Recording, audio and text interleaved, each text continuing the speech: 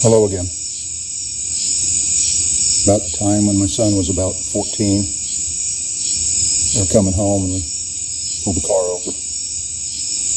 Went out to see what was going on. The man was laying there in the gravel on the side of the road. Hole in his ear. 380. Laying on the ground next to his side. Puddle of blood. Cerebral fluid. Pretty good sized pool there.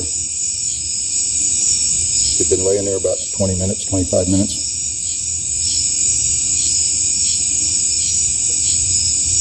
It's real. A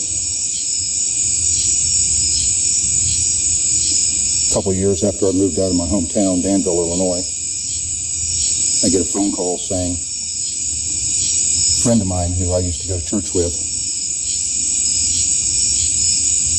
had put a 45 to the back of his head and pulled the trigger.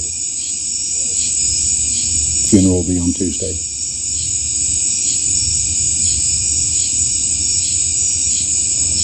I was working with this young man. His name was Robert. There were some odd things about him, which I picked up on because I care about people, so I try to notice things.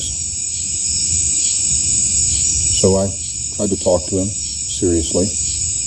He wasn't a great worker, but I'd been known to take pretty bad workers and turn them into pretty decent, productive workers.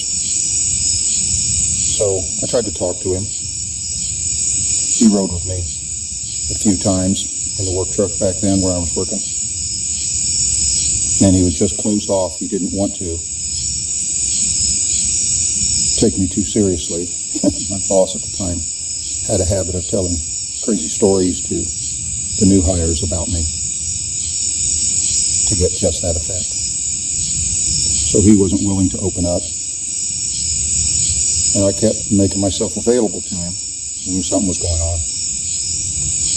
And then, one day he just didn't show up to work. And he didn't call to say he was going to be late or going to be missing that day or anything. And 2 or 3 days went by. And then one of the other guys at work came up to me and said, "Hey, you know why Robert didn't show up? He killed himself the other night." Just casually.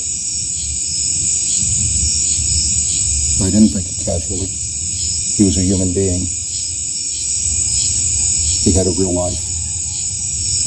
My buddy Jim had a real life. That man we found on the side of the road had a real life. And while we're busy going about our world of affairs, these things happen around us. Can we pause just for a moment our busyness that for the most part doesn't amount to squat,